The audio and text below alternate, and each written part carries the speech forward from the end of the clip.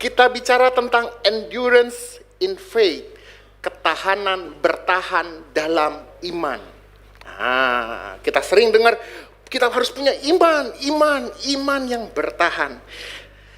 Saya bingung saudara, kemarin ketika saya nyiapin ini tiba-tiba mulai dari 2 minggu yang lalu saudara, Pastor Welly entah gimana dia khotbah, kok khotbahnya kurang lebih sama-sama saudara. Mungkin kalau saudara dengar sama, tapi ini satu seri pengajaran. Kita berharap bahwa memang ada sesuatu yang Tuhan lagi mau bicara dalam minggu-minggu ini. Oke, Kejadian 18 ayat 1 sampai 15.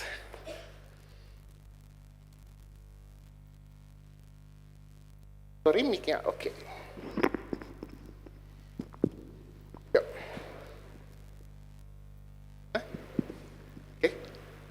Oke.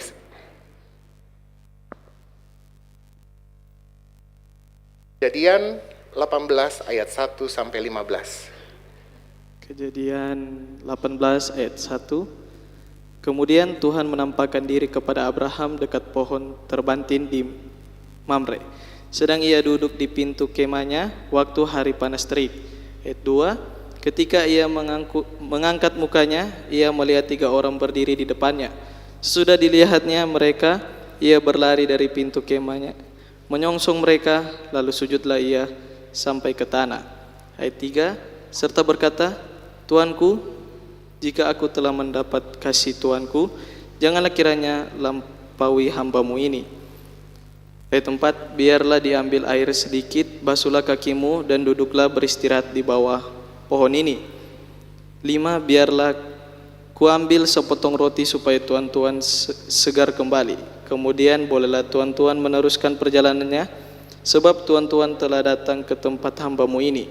Jawab mereka, perbuatlah seperti yang kau katakan itu. Ayat 6, lalu Abraham segera pergi ke kemah mendapatkan Sarah serta berkata, segeralah ambil 3 surat tepung yang terbaik, remaslah itu dan buatlah roti bundar.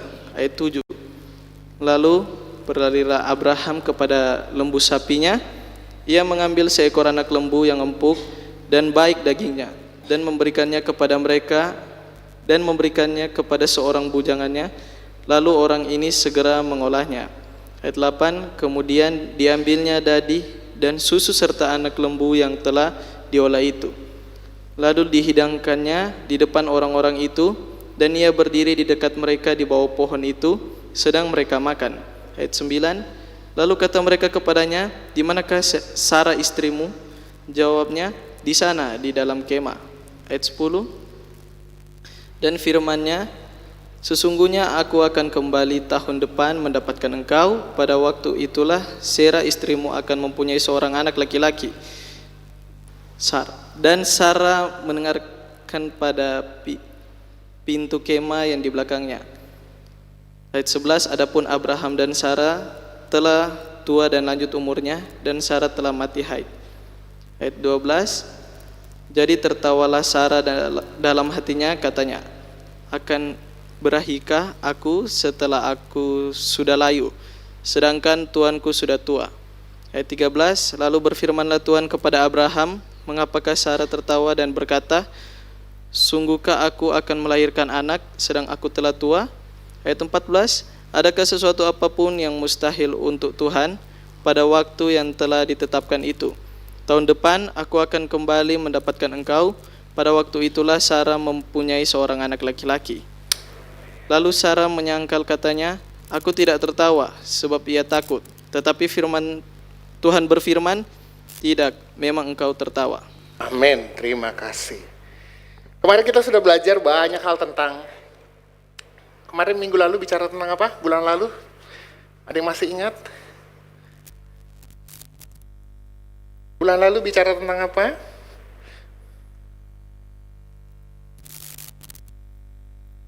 Tentang apa? Wah, lupa menguap firman Tuhan ya. Kita bicara tentang satu perjanjian yang kekal. Lalu perjanjian itu bukan hanya sekedar perjanjian, tapi dia merubah identitas. Nah, sekarang kita masuk ke dalam, dia bilang gini, kemudian Tuhan menampakkan diri kepada Abraham dekat apa? pohon tarbantin di Mamre. Jadi saudara, kalau saudara baca ini unik saudara, karena setiap kali Abraham ketemu dengan Tuhan, pertemuannya selalu di pohon tarbantin di Mamre. Kalau saudara buka misalkan dalam Kejadian 13 ayat 18, dia begini, sesudah itu Abraham memindahkan kemahnya dan menetap di dekat pohon-pohon tarbantin di Mamre, dekat Hebron, lalu didirikannya mezbah di situ bagi Tuhan. Unik kalau kita perhatikan, kayaknya pohon Mamre ini jadi tempat yang spesial buat Abraham dan Tuhan. Jadi mereka selalu tempat perjumpaan, ketemu. Nah, itulah sebabnya kenapa ketika saya lagi belajar tentang ini, Tuhan ingatkan saya tentang satu pohon tarbantin. Dia bilang begini, itu berasal dari kata elon atau ayil, artinya kekuatan, strong. Dalam simbolisme Alkitab, pohon tarbantin itu selalu bicara tentang perjumpaan ilahi. Ingat ya saudara? Lalu ada bicara tentang ketahanan. Ada endurance, ada resilience. Nah, artinya apa? Sama, bertahan. Kemarin ada orang divaksin. Kenapa divaksin? Supaya kita tahan, kebal. Juga bicara tentang kekuatan. Tapi saudara tahukah, kenapa cerita ini unik saudara? Alkitab menulis Abraham berumur berapa? 99 tahun saudara. Saudara tahu dia nunggu janji Tuhan berapa puluh tahun? 24 tahun sampai umur 99. Pas dijawab umur di tahun ke 25. 25 tahun loh nunggu janji Tuhan. Saudara doanya nggak dijawab 1 bulan aja, saudara udah merepet sama Tuhan. Apalah ini Tuhan, udah berdoa, Tuhan nggak jawab. Abraham nunggu 25 tahun loh untuk dapat anak. Apalah iman itu? Kenapa kita selalu ngomong iman, pengharapan, iman, pengharapan, iman, pengharapan. Tapi kita nggak pernah sadar bahwa iman dan pengharapan itu satu yang nempel saudara. Dia nggak bisa lepas. Bahkan kalau saya bilang, tanpa pengharapan, iman tidak bisa bertahan. Nah, coba kita buka dalam Ibrani 11 ayat 11 sampai 12. Ibrani 11 ayat 11 sampai 12. Silakan.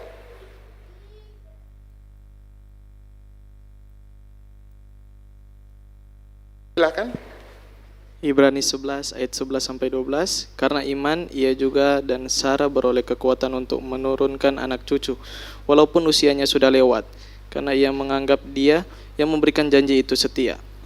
Ayat 12. Itulah sebabnya maka dari satu orang, malahan orang yang telah mati pucuk, terpancar keturunan besar seperti bintang di langit dan seperti pasir di tepi laut yang tidak terhitung banyaknya.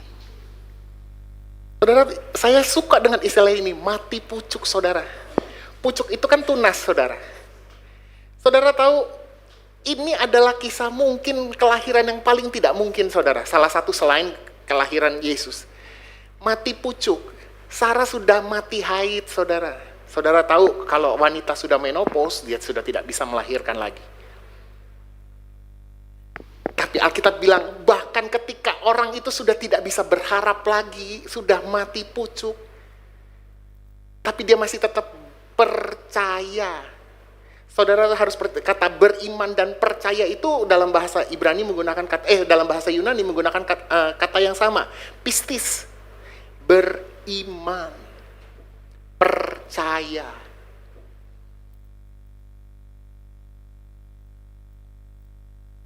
Kadang saudara bilang, saya udah ikut Yesus, sekian lama saya setia nunggu. Kenapa nggak dijawab?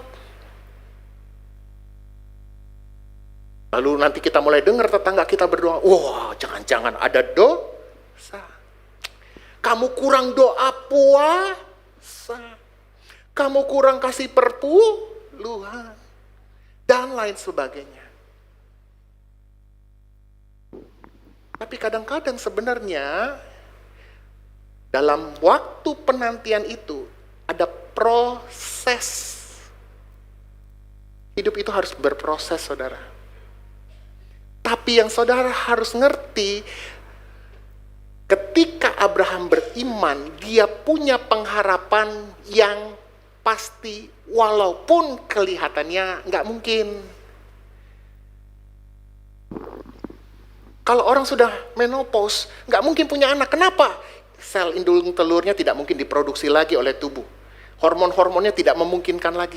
Tapi dia bisa punya anak, saudara. Mungkin istilahnya ketika Sarah ketawa, dia ketawain Abraham, apakah aku masih birahi? Kenapa? Karena hormon dalam tubuhnya dia sudah berkurang, saudara. Kan ketika kita tahu ketika wanita mengalami menopause, hormon-hormon yang mempengaruhi tubuhnya, estrogen, progesteron, itu berkurang, saudara. Dan salah satu hormon itu yang mempengaruhi. Makanya ketika Sarah bilang, apakah aku masih akan birahi lagi kepada Tuanku? Gak mungkin, saudara. Tapi ini kejadiannya ketika janji Tuhan belum kunjung digenapi. Masihkah kita harus berharap? Mari kita belajar dulu kata berharap itu apa sih? Kadang-kadang kita punya orang Kristen itu berharap, menggunakan berharap kepada Tuhan itu sama seperti kita berharap kepada manusia. Kita minta tolong sama orang lain, tolong ya dibantu ya, bisa enggak. Salah. Kita menyamakan Tuhan dengan manusia ketika kita bicara pengharapan. Kita menganggap kalau Tuhan, kita berharap sama Tuhan, bisa ya, bisa tidak. Kata pengharapan lucunya menggunakan kata elpis, yaitu expectation of good. Kita mengharapkan sesuatu yang baik. Berharap itu ekspektasi. Kan kita suka nonton nih sekarang, ekspektasi, kenyataan.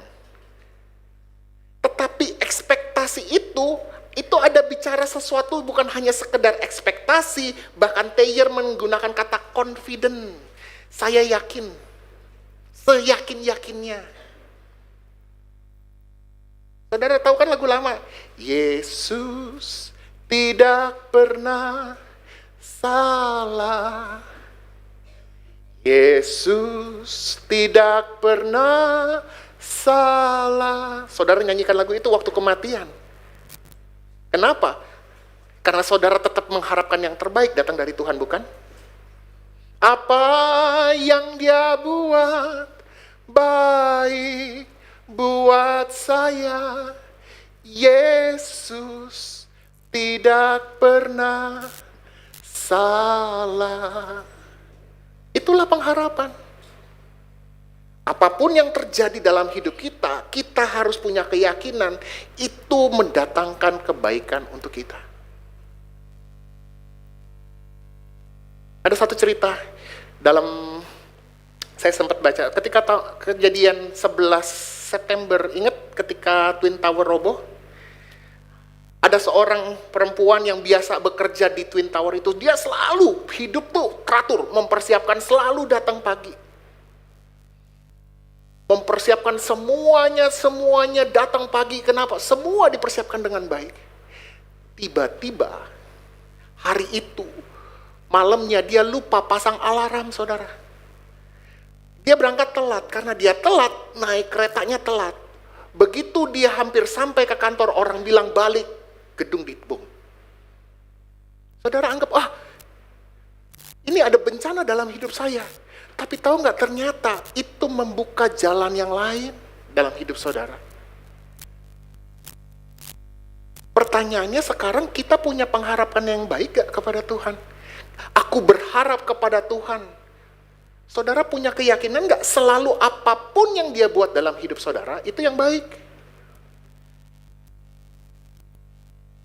Kadang-kadang kita berdoa kepada Tuhan, kita bukan berharap Tuhan itu, kita berharap yang baik itu yang sesuai maunya kita.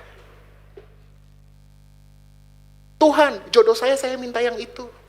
Kata Tuhan, enggak bisa. Kalau gitu Tuhan jahat. Maunya yang itu, Tuhan tahu enggak cocok kamu sama dia. Maksa. Enggak bisa.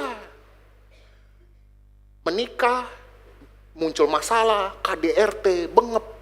Tuhan, kenapa cobaan ini? Kata Tuhan, bukan gua, lu yang maksa.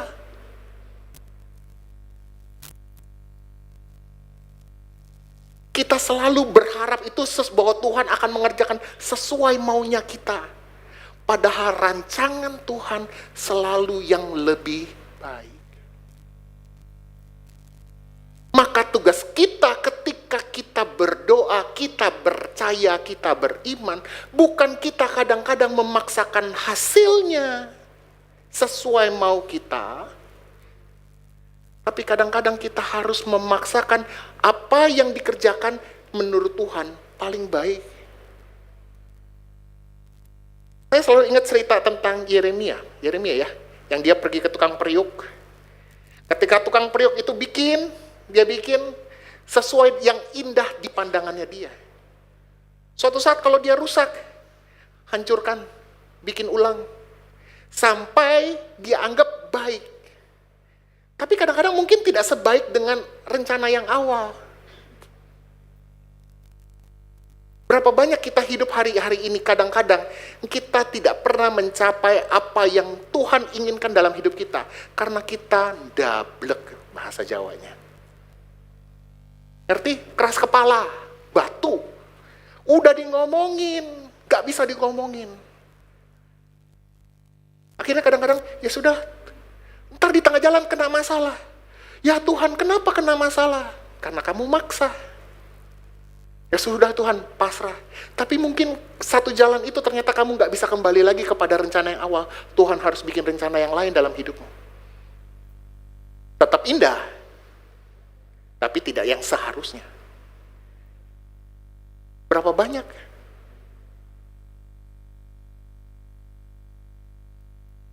Oleh sebab itu, makanya ketika kita bicara pengharapan, saya harus bicara sesuatu, saya punya keyakinan yang penuh, apa yang Tuhan buat dalam hidup saya, benar, baik.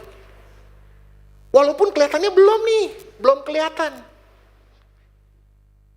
Tetap baik gak?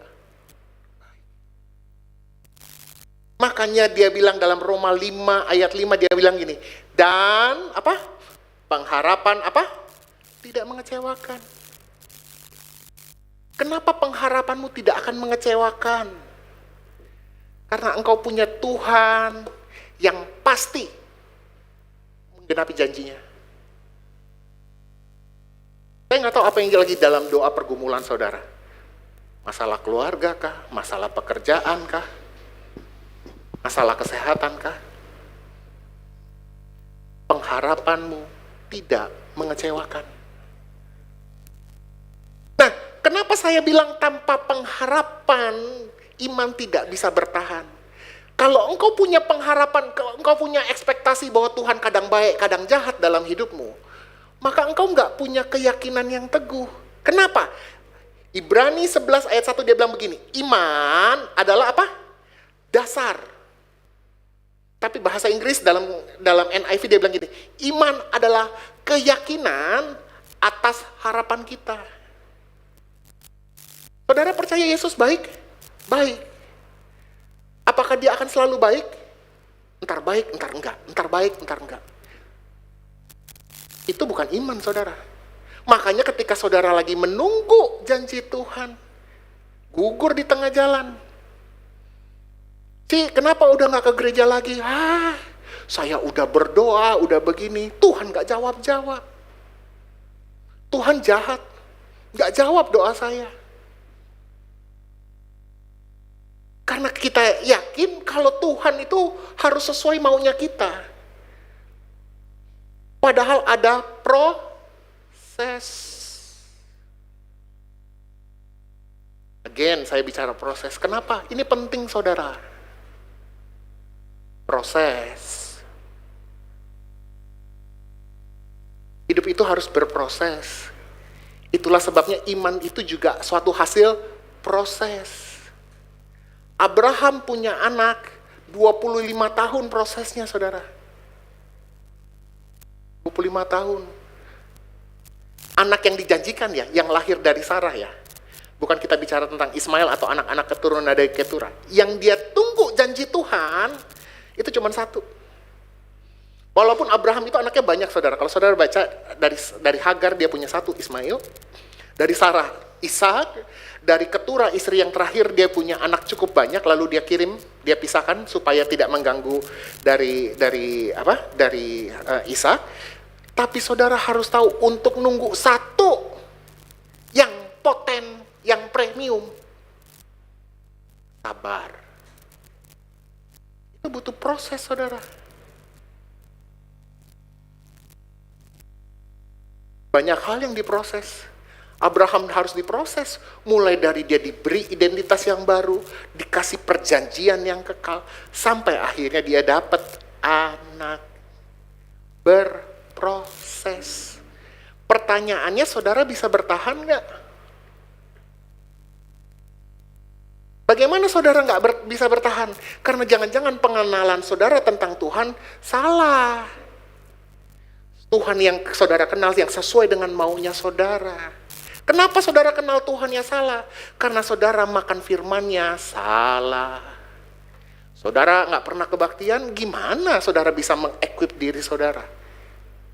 Kenapa setiap minggu saudara harus datang beribadah? Supaya saudara dengar, manusia itu gampang lupa. Ku hanya manusia yang gampang lupa. Peringatkanlah daku Tuhan. Saudara gampang lupa. Ada yang punya utang aja gampang lupa. Utang berbulan-bulan, bertahun-tahun, lupa. Saya juga orangnya pelupa, saudara. Kadang-kadang saya taruh kunci di mana, lupa, saudara. Ntar, aduh, di mana ya kuncinya? Padahal saya taruh di depan situ. Ntar udah muter-muter kayak gasing, 10 menit. Kuncinya ternyata di depan. Gampang lupa, saudara. Oleh sebab itu, harus kalau kata Pastor Welly, diingatkan berulang-ulang. Saudara harus diingatkan berulang-ulang siapa Yesus. Saudara nggak cukup hanya sebulan sekali dengar firman Tuhan, seminggu sekali diingatkan berulang-ulang. Sekarang sudah enak, saudara ada YouTube. Buka YouTube, dengar firman Tuhan. Tapi saudara harus dengar berulang-ulang. Makanya penting perjumpaan dengan Kristus Tarbantin itu bicara tentang perjumpaan ilahi. Kalau saudara mau punya pengharapan yang baik, saudara harus punya perjumpaan. Kalau saudara nggak pernah berjumpa dengan Yesus dalam pribadi saudara, bagaimana saudara bisa punya kenal?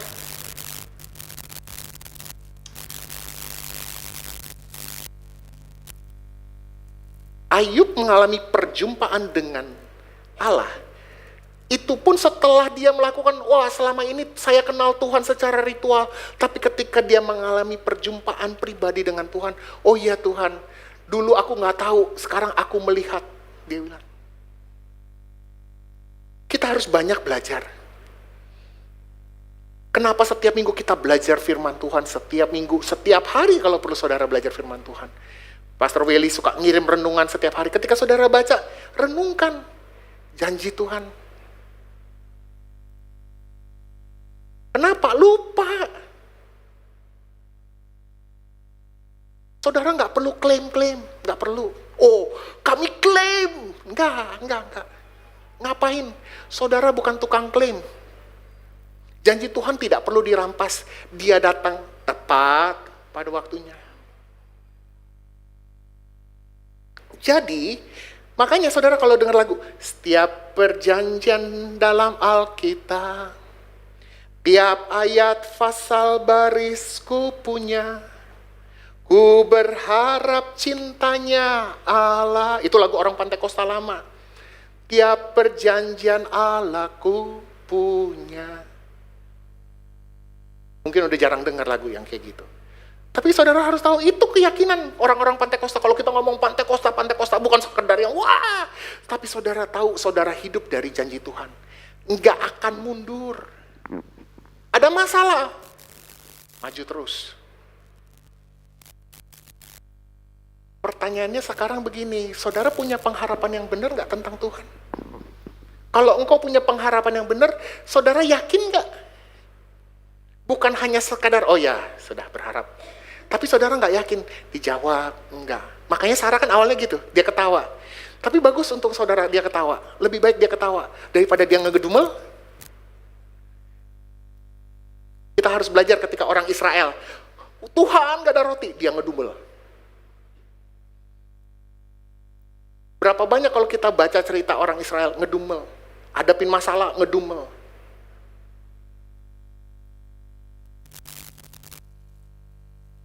Bukankah lebih baik kadang-kadang ketika menghadapi masalah kita harus tertawa? Masih banyak yang saudara harus bisa bersyukur, saudara. Bahwa hidup ini ada proses, dan proses itu bukan sekadar proses yang hanya itu, dia mempersiapkan saudara. Sama seperti orang mau masuk ke dalam dunia pekerjaan dan segala macam. Sekolah diproses kan, SD naik ke SMP, SMP naik ke SMA.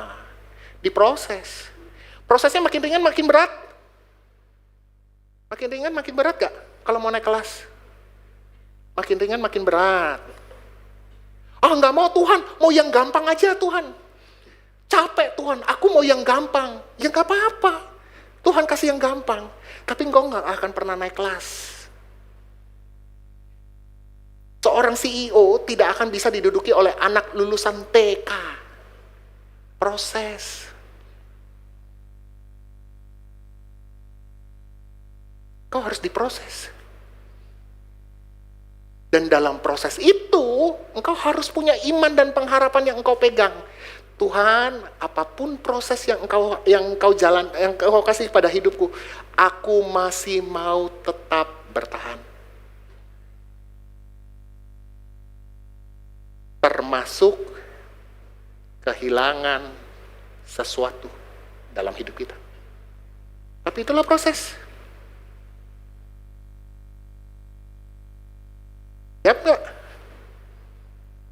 Kita senang orang iman itu cuman berdoa, Tuhan, kita rame-rame berdoa, kita klaim janji Tuhan, kita jadi kaya tahun ini. Enggak, saudara. Imanmu harus dibangun pada dasar yang sama. Ketika aku percaya, aku menjalani proses yang datangnya dari Tuhan. Tuhan, aku mau sukses, tapi mau yang gampang aja Tuhan. Ya bisa. Tapi engkau nggak akan jadi yang seharusnya. Atau engkau berdoa, Tuhan, kenapa? Iya sih diberkati, tapi kok kayaknya nggak mentok di situ-situ aja. Karena jangan-jangan imanmu tidak pernah diproses. Engkau nggak bertahan dalam iman. Dikasih beban sedikit, diberkati sedikit, hilang. Nggak perlu Tuhan Yesus, hilang. Diberkati sedikit, hilang. Lupa. Yang penting kantong kolektenya nyampung ke sini. Enggak gitu, saudara. Berkat saudara, saudara memberkati gereja, puji Tuhan, haleluya. Saudara diberkati, haleluya. Tapi bukan itu. Ketika engkau datang ke gereja, engkau harus sadar engkau lagi dikasih makan. Tubuh rohanimu harus bertumbuh.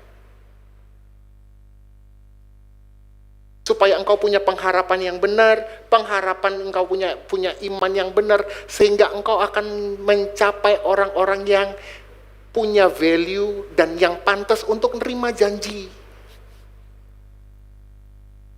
Ingat, jabatan seorang CEO tidak akan diberikan kepada seorang lulusan TK atau lulusan SD. Enggak. Kenapa? Karena jabatan itu akan diberikan kepada orang-orang yang pantas. Karena banyak sekali orang-orang yang tidak pantas duduk di posisi yang seharusnya. Akibatnya apa? Goyang. Baru diberkatin sedikit, lupa, tinggalkan Tuhan. Entar kalau udah susah, cari lagi Tuhan. Tuhan dengar gak? Tuhan baik gak? Baik. Mungkin diberkati, tapi engkau nggak akan jadi yang seharusnya. Engkau nggak akan diberkati lebih lagi. Kenapa? Jangan-jangan karena engkau nggak pernah berproses. prosesmu cuma kayak anak-anak doang. Makanya saudara, kita lihat nih, Abraham bisa bertahan dalam 25 tahun penantian. Karena apa? Adanya pengharapan yang timbul dari pengenalan dan keintiman. Dan iman yang bertahan dalam proses. Kalau engkau hari ini sedang diproses Tuhan, jangan mundur. Lalu engkau mulai bertanya, jangan-jangan Tuhan memang jahat sama saya. Tuhan gak cinta lagi sama saya. Buktinya saya gak mengalami perubahan. Engkau sedang diproses. Kalau engkau mau diproses makin lama makin berat, ya karena engkau akan dapat berkat dan tanggung jawab yang lebih berat. Saudara gak mungkin kan ngasih kunci mobil Ferrari saudara ke anak yang baru lulus main bom kar. Enggak saudara. Dia harus ikut ujian SIM, dia harus usianya cukup dewasa sampai dia dapat. Mari kita berproses. Iman itu berproses. Mari kita lihat Roma 15 ayat 4. Pengharapan yang lahir dari pengenalan dan keintiman. Roma 15 ayat 4. Ya. Roma 15 ayat 4, sebab segala sesuatu yang ditulis dahulu telah ditulis untuk menjadi pelajaran bagi kita, supaya kita teguh berpegang pada pengharapan oleh ketekunan dan penghiburan dari kitab suci. Oke, diulang lagi sekali lagi, sebab segala sesuatu yang ditulis dahulu Oke. telah ditulis untuk menjadi pelajaran bagi kita, Oke. supaya kita teguh berpegang pada pengharapan oleh ketekunan dan penghiburan dari kitab suci. Jadi semua yang ditulis di dalam Alkitab, saudara, itu menjadi pelajaran bagi kita. Supaya apa? Kita teguh berpegang. Selama ini engkau mungkin pengharapanmu goyang kiri kanan. Karena pengenalanmu nggak pas. Engkau kenal Yesusnya separoh-separoh. Atau mungkin saudara engkau dengar dari firman, oh yang penting semua hamba Tuhan sama. Dengerin aja sama. Tapi dia ngenalin Yesus yang bukan diajarkan oleh firman Tuhan. Hari ini Yesus bisa jahat, hari ini Yesus bisa baik. Tergantung perpuluhanmu, tergantung pelayananmu. Loh, itu bukan Yesus yang Alkitab ajarkan kok. Itulah sebabnya kenapa engkau harus bisa berteguh. Karena engkau harus punya kenal iman itu. Kenapa? Karena engkau harus kenal siapa Yesus itu. Pengenalan. Dan mengenal Allah dengan benar akan membuat kita bertahan pada rencana Allah walau lewat proses. Makanya Yeremia 29 ayat 11 dia bilang begini, sebab aku tahu mengenai rancangan yang ada padaku, mengenai kamu, demikianlah firman Tuhan. Yaitu rancangan apa? Rancangan apa? Kadang-kadang rancangan yang jahat, kadang rancangan yang itu, enggak. Dia bilang rancangan yang apa? Damai sejahtera dan bukan kecelakaan, untuk memberikan kamu hari depan yang penuh harapan. Percaya enggak?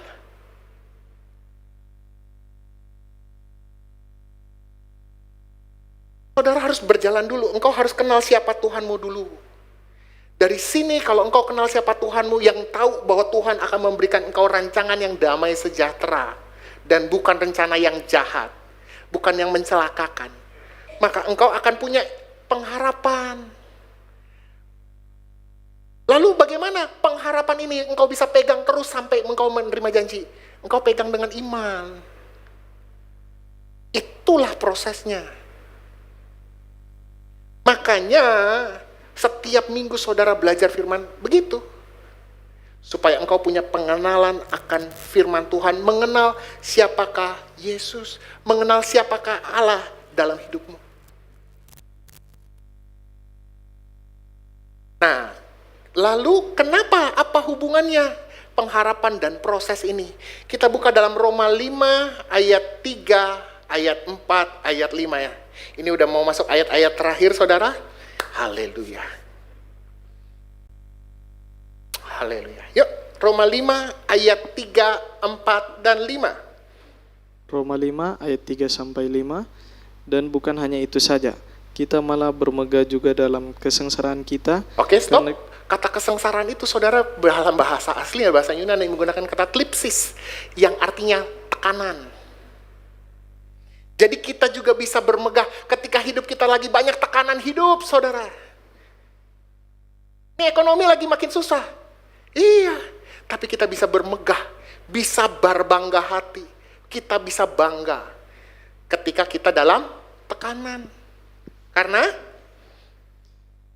kita tahu bahwa kesengsaraan itu menimbulkan ketekunan. stop, ketekunan, endurance, bahasa Inggris yang menggunakan pada terjemahan-terjemahan lain. Kita punya ketahanan. Orang kenapa angkat beban? Ada yang bilang orang angkat beban itu goblok katanya. Padahal itu membentuk kita untuk punya ketahanan. Kenapa bapak-bapak, ibu-ibu udah tua harus angkat beban? Supaya ototnya nggak susut. Karena ada proses penyusutan yang akibatnya apa? Otot-ototnya makin lemah, nanti nggak bisa jalan, nggak bisa bergerak. Pertama nggak bisa jalan, lama-lama cuma duduk di kursi roda aja. Kenapa hidup dalam tekanan? Supaya engkau punya endurance. Angkat beban, saudara. Kalau bilang, jangan angkat beban, kayak beban hidup aja kurang. Ya memang kadang-kadang beban hidup saudara perlu ditopang dengan apa? Dengan otot-otot yang kuat. Nah, makanya saudara angkat beban juga. Oke, next. Dan kekuatan menimbulkan tahan uji dan tahan uji, tapi bahasa Inggris menggunakan kata karakter. Saudara, saya cuma mau kasih tahu saudara, dalam proses itu karaktermu akan dilihatin. Orang-orang yang berhasil nggak orang yang cari, yang penting gampang. Kenapa kamu pilih sekolah itu? Yang penting gampang. Kenapa kamu yang penting gampang? Enggak. Orang yang jadi jenderal itu hidupnya nggak pernah gampang. Orang yang jadi presiden itu menjalani proses. Kita lihat presiden kita, berapa kali dia berusaha berjuang, berkontestasi, akhirnya jadi presiden. Berjuang. Saudara lihat kayak saya sekarang, berjuang. Enggak tiba-tiba, lulus SMA, udahlah, males lah. Gak usah belajar lah. Orang lain, saya ngalamin saudara, ketika saya lulus SMA kelas 3. Itu setiap minggu kita bimbingan belajar saudara, untuk masuk sekolah kedokteran. Itu pun saya belajar saudara. Orang lain ya, hari Sabtu Minggu libur ya. Kita Minggu siang, pagi, kita ibadah pagi saudara. Karena mama papa kan ibadah selalu tugas ibadah pagi. 5:30 pagi saudara di Ketapang. 5:30 pagi makan siang, pulang diantar saya. Saya ingat banget dulu di Jakarta ada yang namanya BTA, bimbingan tahap akhir untuk masuk ke UMPTN saudara. Setiap minggu dari jam 1 sampai jam 6 sore, setiap hari. Orang lain libur, bimbingan belajar buka, belajar saudara ngerjain soal. Sampai memuntah saudara. Proses. Enggak tiba-tiba saya tidur bangun, tiba-tiba saya masuk UI, enggak. Proses. Waktu saya sekolah kedokteran, saya bilang, itu apa nggak diproses? Proses, saudara. Belajar lagi, orang belajar itu kita harus belajar lebih keras lagi. Persaingannya makin ketat se-Indonesia. Proses.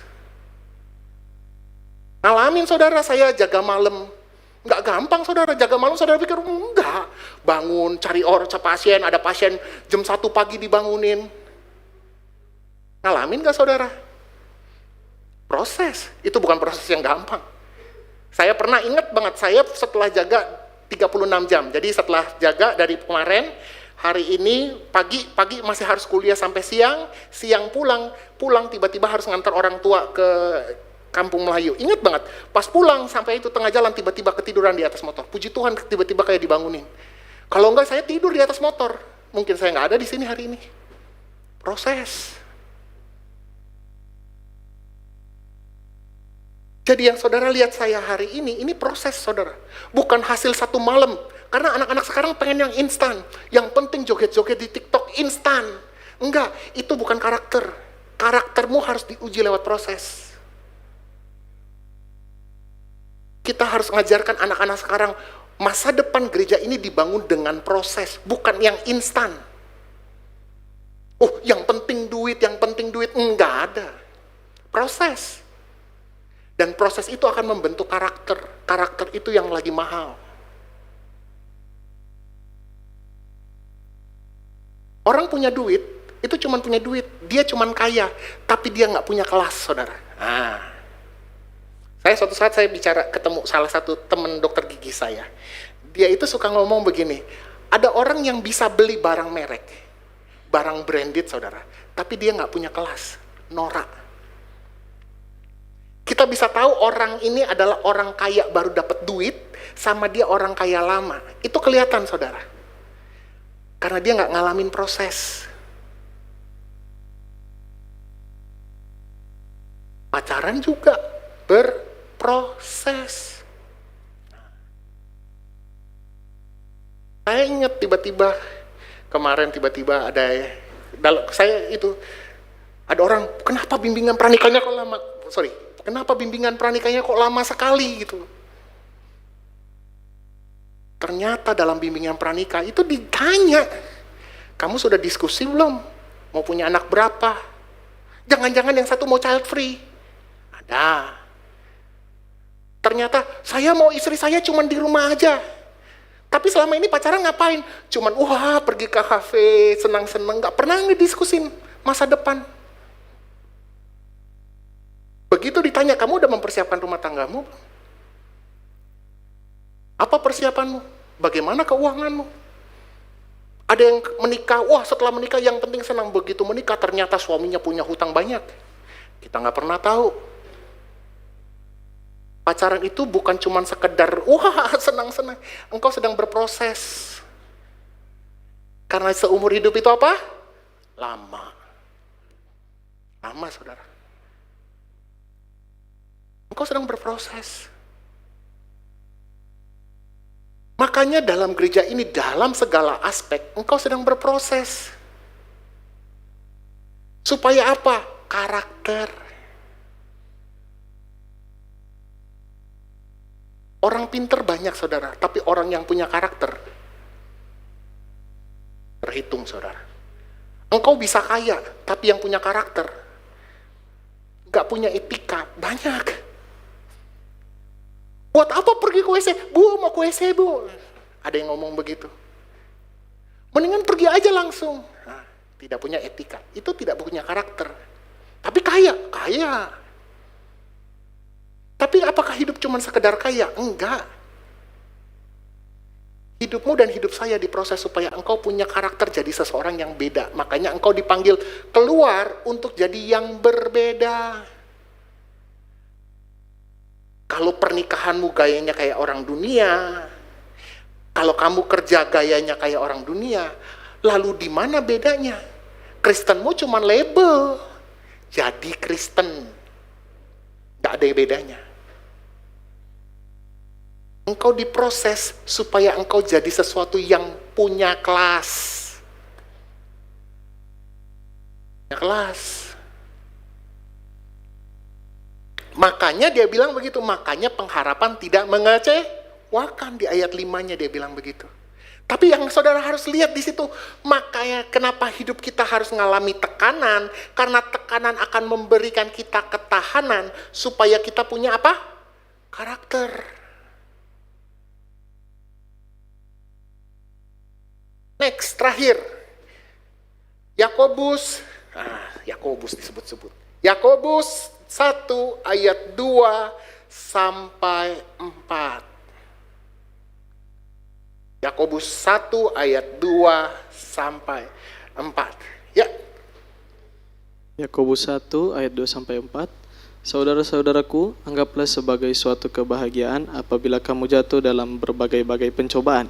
Sebab kamu tahu bahwa ujian terhadap imanmu itu menghasilkan ketekunan, dan biarkanlah ketekunan itu memperoleh buah yang matang, supaya kamu menjadi sempurna dan utuh dan tak kekurangan suatu apapun. Thank you. Oke, terima kasih. Saudara harus tahu kenapa engkau mengalami proses. Bahkan dia bilang, anggaplah sebagai suatu kebahagiaan kalau engkau lagi diproses. Kenapa? Karena proses itu terhadap imanmu menghasilkan apa? Ketekunan, ketahanan. Supaya apa? Engkau jadi dewasa.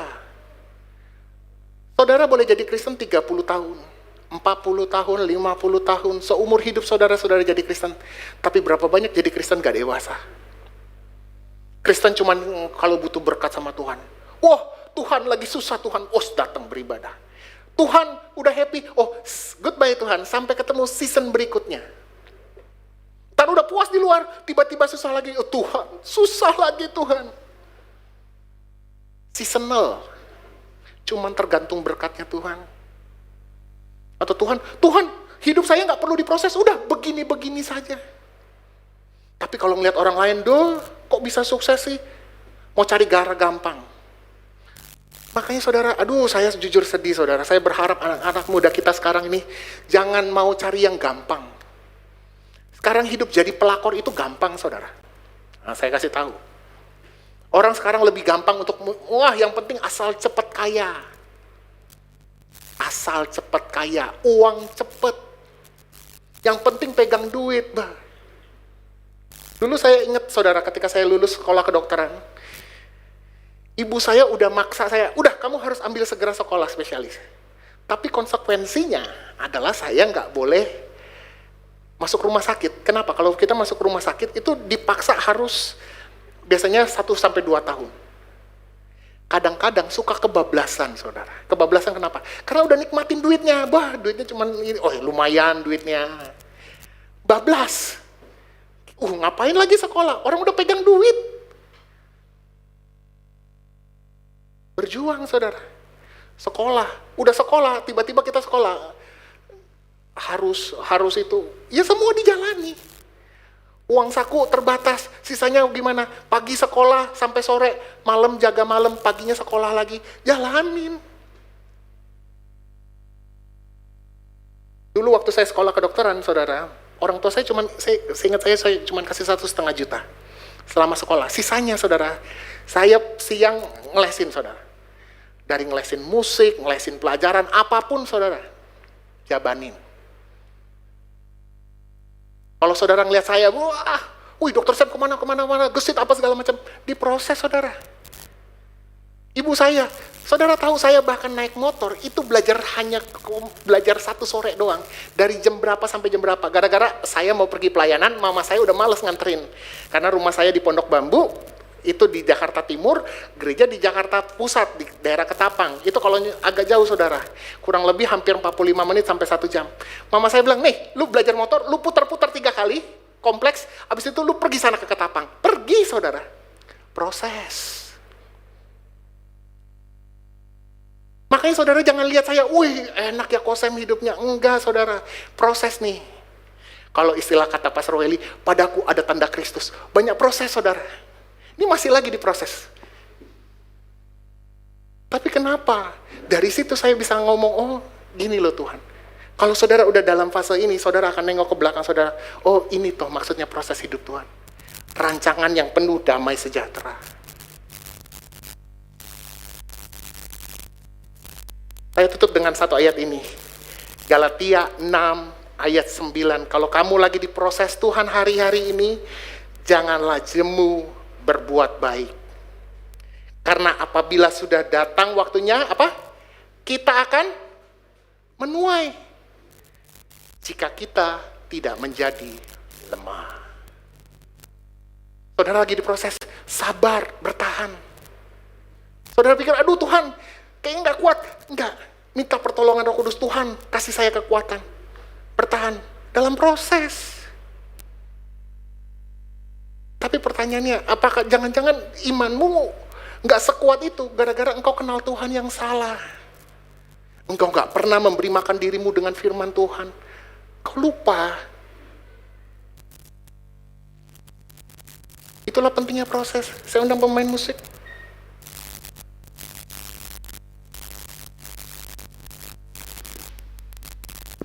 Saya mau tutup dengan kesaksian saya sendiri, saudara. Ini saya nggak pernah cerita sama orang, saya share, tapi ada beberapa nama yang saya harus tutup. Tahun 2020, bulan akhir Oktober, itu tahun yang berat buat saya. Saya sedang mempersiapkan sesuatu fase dalam hidup saya. Tiba-tiba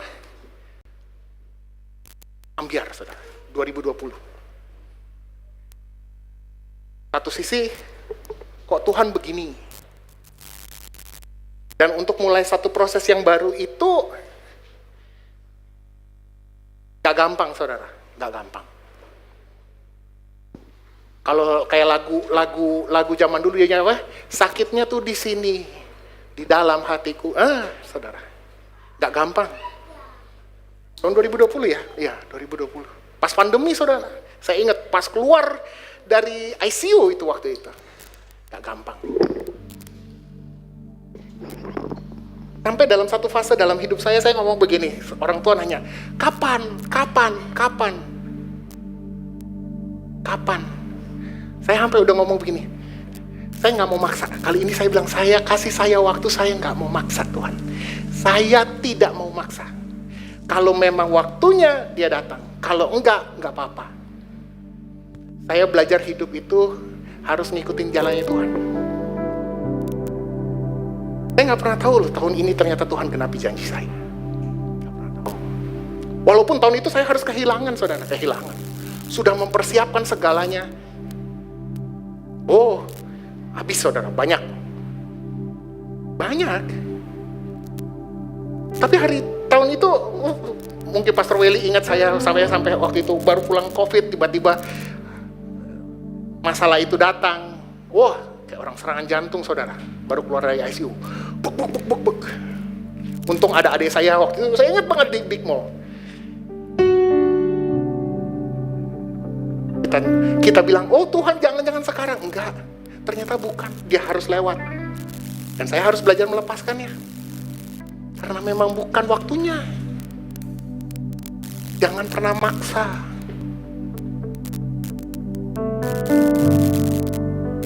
Tapi kalau Tuhan nanti kasih saudara, dia pasti kasih yang lebih baik.